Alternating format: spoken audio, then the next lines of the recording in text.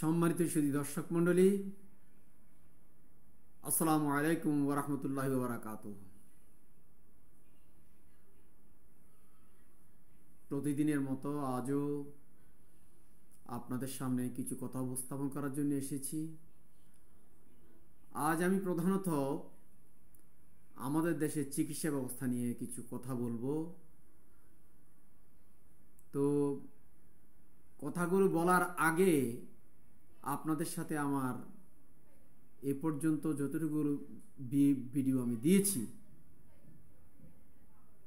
অনেক কথাবার্তা আমি ইতিমধ্যে বলেছি। কেমন লাগলো? যারা এ পর্যন্ত আমার চ্যানেলটি সাবস্ক্রাইব করেননি তারা আশা করি সাবস্ক্রাইব করে নেবেন এবং লাইক কমেন্ট করে মতামত জানাবেন, শেয়ার দেবেন। এই আবেদন জানিয়ে আমি আমার প্রাসঙ্গিক বিষয়ে ফিরে যাচ্ছি। আজকে আমি আপনাদের সাথে বাংলাদেশের স্বাস্থ্য ব্যবস্থা নিয়ে কিছু কথা বলতে চাই। আপনারা সবাই জানেন যে বিশ্বব্যাপী অর্থাৎ আন্তর্জাতিক বিবেচনা একটি মানুষের জন্য যে মৌলিক অধিকার নির্ধারণ করেছে, সে মৌলিক অধিকারের ক্ষেত্রে একটি অত্যন্ত গুরুত্বপূর্ণ অধিকার হচ্ছে চিকিৎসার অধিকার। ভাত, কাপড়, বাসস্থান, চিকিৎসা, শিক্ষা, এই যে জিনিসগুলো রয়েছে তার মধ্যে চিকিৎসাকে অত্যন্ত গুরুত্ব দেওয়া হয়েছে। যদি একটি মানুষের স্বাস্থ্য যদি সুস্থ না থাকে তাহলে আর সব কিছুই বৃথা, কোনো কিছুই আর তার কাছে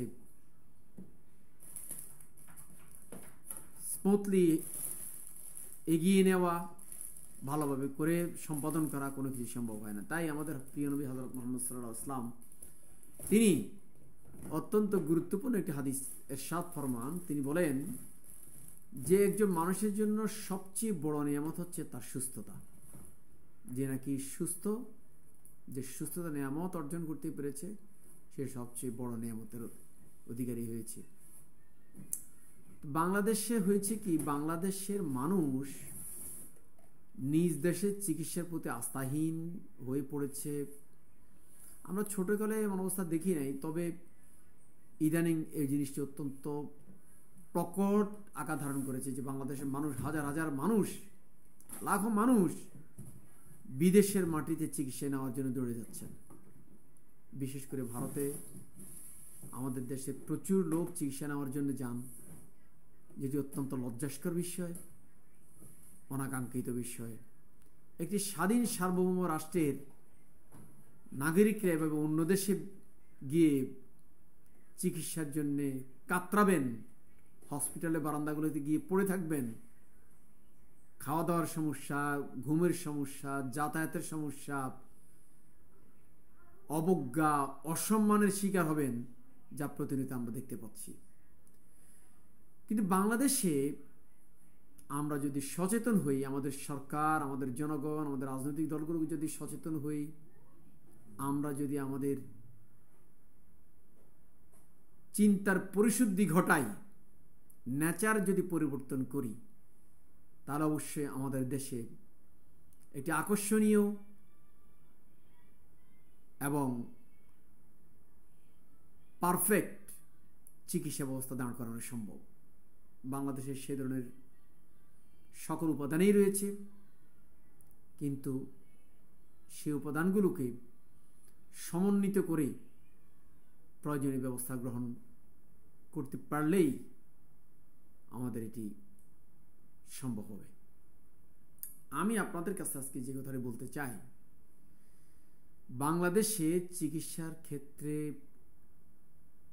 বড় সমস্যাগুলোর মধ্যে একটা সমস্যা হচ্ছে চিকিৎসার সাথে যারা জড়িত আছেন, ডাক্তার, নার্স এবং প্রাইভেট মেডিকেলগুলির ক্ষেত্রে মালিকপক্ষ এবং সরকারিগুলির ক্ষেত্রে সরকার পক্ষ, ওনারা প্রয়োজনীয় সেবা দেওয়ার ক্ষেত্রে যথেষ্ট আন্তরিক নন এবং অনেকটাই মানুষের প্রতি উদাসীন। আমরা তো প্রতিনিয়তই দেখতে পাচ্ছি যে দেশের কি অবস্থা, চিকিৎসা ক্ষেত্রে কি অবস্থা। হসপিটালগুলোতে গেলে ভালো মানুষ অসুস্থ হয়ে যাওয়ার অবস্থা, এত পরিচ্ছন্ন, এত ময়লা আবর্জনা চতুর্দিকে পড়ে থাকে, দুর্গন্ধ চড়ায়। কিভাবে ভালো চিকিৎসা এখান থেকে পাওয়া যাবে? মানুষ যারা ওখানে রুচিবোধ সম্পন্ন লোক আছেন অনেকেই সেখানে হসপিটালে যেতে চান না, যে এত প্রতিগন্ধময় অবস্থা, অধিকাংশ হসপিটালের এই অবস্থা। তো যা হোক, এখন বাংলাদেশে কিভাবে এই অবস্থার পরিবর্তন করা যেতে পারে, এই বিষয়টি নিয়ে আমাদের সবাই ভাবতে হবে, আমাদের সবাই চিন্তা করতে হবে।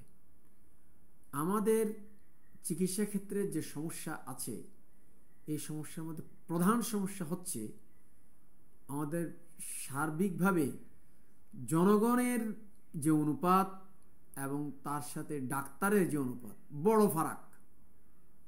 যেখানে আমরা ইউরোপের একটি দেশের উদাহরণ আমি আপনাদেরকে দিতে পারি। সুইডেনে প্রতি 500 লোকের জন্য একজন ডাক্তার রয়েছেন।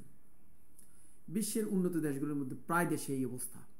কিন্তু আমাদের দেশে কতজন মানুষের জন্য যে একজন ডাক্তার রয়েছেন, এটা হিসাব করা মনে হয় নাই। এবং এ পর্যন্ত এটা কি যে বলবো আর, বাংলাদেশের এই হলো দুরবস্থা। তো ইতিমধ্যে সরকারি বেসরকারি পর্যায়ে অনেক মেডিকেল কলেজ হয়েছে, ডাক্তাররা বের হচ্ছেন। আমি এ বিষয়ে একটা গুরুত্বপূর্ণ কথা বলতে চাই, সেটা হলো মেডিকেলগুলোতে যারা ভর্তি হন আর সরকার যে পরিমাণ স্টুডেন্ট ভর্তি করান, তার থেকে অন্তত কয়েক গুণ বেশি স্টুডেন্ট মেডিকেলে ভর্তি করার, মেডিকেলে পড়ার সুযোগ আমাদেরকে সৃষ্টি করতে হবে। আমরা প্রাথমিকভাবে, আমি ব্যক্তিগতভাবে আমি আমার ভাবনা চিন্তা থেকে আমি স্টাডি করে দেখেছি যে আমাদের সবচেয়ে বড় সম্পদ হচ্ছে আমাদের ম্যান পাওয়ার। আলহামদুলিল্লাহ, আমাদের এই দেশটিতে 18 কোটির প্লাস জনসংখ্যা রয়েছে, যেখানে টোটাল আরাবিয়ান কান্ট্রিগুলোর জনসংখ্যা 29 কোটির মতো। সেখানে আমাদের এককভাবে 18 কোটি মানুষ। এটি আল্লাহ পাকের একটা বড় একটা করুণা, বড় একটি নিয়ামত আমাদের দেশের জন্য। আমরা আমাদের জনসাধারণ থেকে প্রচুর ডাক্তার বাছাই করতে পারি। ডাক্তার বাছাই করে আমরা ডাক্তারি পড়ার মতো ছাত্র বাছাই করে আমরা ডাক্তারি পড়িয়ে নিজ দেশের চাহিদা মিটিয়ে বাহিরে ডাক্তার পাঠাতে পারি। যে কাজটি ডাক্তারের ক্ষেত্রে অত্যন্ত চমৎকারভাবে চিকিৎসা ক্ষেত্রে উন্নত একটি চিকিৎসা ব্যবস্থা গড়ে ধরেছে। আপনারা জানেন যে কমিউনিস্ট রাষ্ট্র হলেও নাম তার কিউবা। কিউবা প্রচুর পরিমাণ ডক্টরস তারা তৈরি করে এবং বাহিরেও ডক্টর পাঠায়, সেবা দেয়। আমরা আমাদের দেশের গ্রামে গঞ্জে আমরা যে পরিমাণ প্রতিভাধর ছাত্রছাত্রী পড়ে আছে, তাদেরকে আমরা ডাক্তারি পড়াতে পারি অনায়াসে। রাষ্ট্র সে উদ্যোগটি নিলেই কার্যকর করা সম্ভব। মেডিকেল কলেজগুলোতে যে ভর্তি পরীক্ষা হয়, প্রায় দেখা যায় তারা 70 আপ যারা মার্কস ক্যারি করতে পারেন ভর্তি পরীক্ষা, তাদেরকে সেখানে টানেন। কিন্তু সেটা 60 করলে সমস্যা কি? একজন ডাক্তারি পড়ুয়া ছেলে ডাক্তারি পড়ে বের হওয়ার পরে সে যদি কর্মক্ষেত্রে প্র্যাকটিস করার ক্ষেত্রে, যদি ডায়াগনোসিসের ক্ষেত্রে যদি ভালো ফলাফল দেখাতে পারেন, তাহলে তার কর্মজীবনে তিনি শতকরা 80% নাম্বার পেলেন নাকি 90 নাম্বার পেলেন, এটা আমার কাছে মনে হয় অপ্রাসঙ্গিক। সেটা ভালো, কিন্তু তার মানে এই না যে 60-65 নাম্বার পেলেও ডাক্তারি পড়তে পারবে না। আমি সরকারের কাছে জোর দাবি জানাবো, আমাদের দেশের প্রচুর পরিমাণ জনশক্তি রয়েছে, এখান থেকে ডাক্তার হওয়ার মতো অনেক যোগ্যতম ছাত্রছাত্রী রয়েছে, তাদেরকে সুযোগ করে দেওয়ার জন্যে দেশে নতুন করে অন্তত আরও 200টি মেডিকেল কলেজ প্রতিষ্ঠা করা হোক। আমরা যে 200 মেডিকেল কলেজে নতুন করে মেডিকেল পড়ুয়া ছাত্রছাত্রী ডাক্তার করে বের করতে পারি, ডাক্তার বানিয়ে বের করতে পারি, বছরে আমাদের আরও 20,000 ডাক্তার বের হবে। আমাদের পল্লী অঞ্চলে কমিউনিটি ক্লিনিকগুলোর মধ্যে আমরা একজন পুরুষ একজন নারী ডাক্তার দিতে পারি, যেখানে মাত্র 6 মাস ট্রেনিং দিয়ে বসে দেওয়া হয়েছে। এরা কি আসলে চিকিৎসক? এরা কি চিকিৎসা দিতে পারে? এদের কাছে মানুষকে যেতে হয়। এই কমিউনিটি ক্লিনিকগুলোর মাঝে 2 জন MBBS ডাক্তার দিলে আমাদের দেশের স্বাস্থ্য ব্যবস্থা অনন্য সাধারণ পর্যায়ে পৌঁছে যাবে। এটা এভাবে দেওয়া যায়, যারা অত্যন্ত মেধাবী ডাক্তার, কোয়ালিটি সম্পন্ন ডাক্তার হবেন, যারা প্রফেসর হবেন, MD করবেন, FCPS করবেন, MS করবেন, FRCS, MRCP এগুলো করবেন, তারা স্বাভাবিকভাবেই ঢাকা কেন্দ্রে দেখবেন, এটা বলাই বাহুল্য। কিন্তু যেই ডাক্তারগুলো নতুন MBBS করে বের হবেন, তাদের জন্য আমরা এমন করতে পারি যে 3 বছর বা 4 বছর বা 5 বছর তাদেরকে গ্রাম অঞ্চলে কমিউনিটি ক্লিনিকগুলোতে তারা সার্ভিস দেবেন। এরপর ধাপে ধাপে তারা ঢাকা বা বড় বড় শহরগুলোর দিকে তারা আসতে পারেন। এই কাজটি আমরা করতে পারি।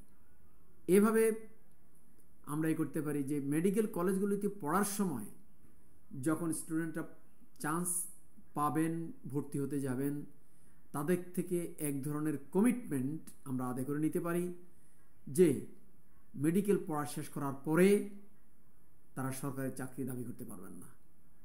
তাদের পিছনে সরকারকে জনগণকে অনেক ভর্তুকি দিতে হয়, এই ভর্তুকি দিয়ে তাদেরকে পড়াতে হয়।